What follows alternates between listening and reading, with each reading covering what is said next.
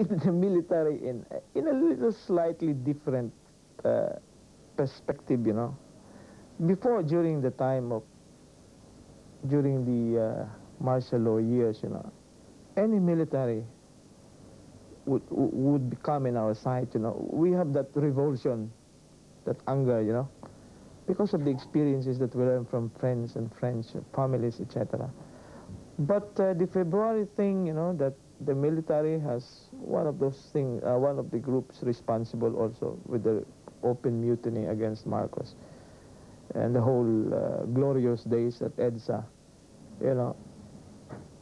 Personally, like I'm talking about my own personal feeling now, I see them in a different light, but not so much, you know, because all the memories are still there. And I don't think this will be erased from the minds of people. But for Rene Bass, the military is a fact of life in the Philippines, so reforming the army is an important element in what direction the Philippines will go. The reformists in the military, they're good-minded, good-hearted people decided to band together during the Marcos years to do something about the corruption and the deterioration of the military services, because worthy officers were not being promoted, and you know, these are people who really want the military to be a professional military.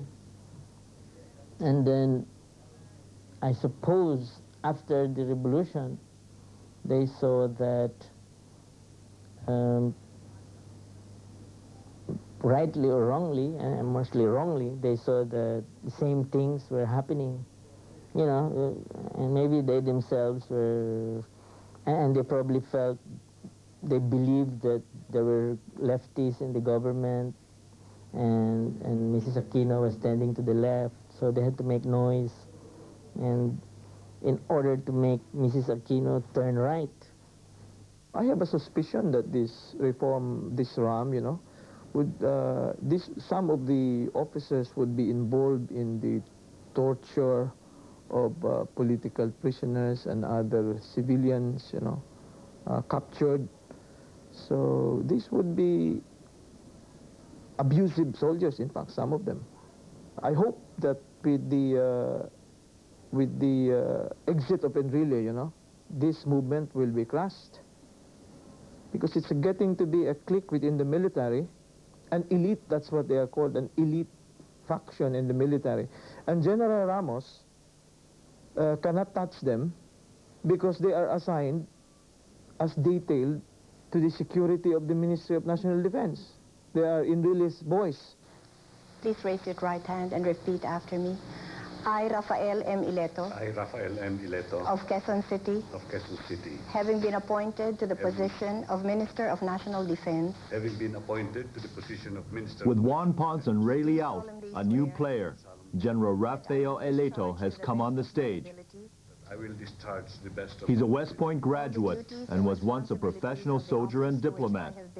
But can he help to reform the army and stay away from politics? With General Ileto there being a real counterinsurgency man and very popular, and with a new resolve to really make the army a professional army, then and with a resolve to stop the abuses of the military, then that means the psychological warfare side of the fight with the communists will be won by the government side. Having a military person occupying a civilian cabinet position would be a little risky, in a sense that he would think militarily. It could lead to a possible abuse. I hope that the General Ramos and the military establishment will look at the recruitment system and put a stop to the increasing number. There is no need, actually, because there is no foreign aggression. No foreign aggression, perhaps, But there's long been a nationalist movement. In Part 2, we'll see how strong it is.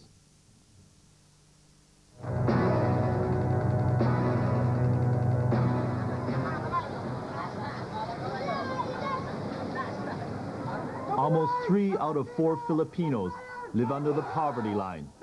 Socialist or communist ideology appeals to them. The Communist Party was banned in the Marcos era, its leader jailed, its activities made illegal. The outlawed party has recently appeared as the Partido ng Bayan, meaning the People's Party, and it's become a popular group among the lower class. Some people argue that this is a nationalist rather than a communist movement, since the central issue has always been subsistence, rather than class struggle. With Aquino's relative open attitude towards party politics and with the truth, can the nationalist movement still command its following? The communists will also be buying time in a sense that they would be able to assess their own weaknesses, their own strength. For instance, it was a common knowledge in the Philippines that the communists wanted to boycott the elections. That was a wrong tactical move.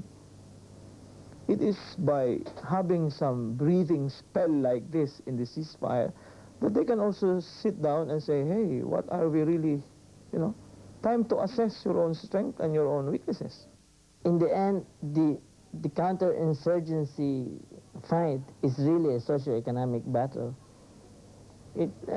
I don't believe Filipinos want to become communists.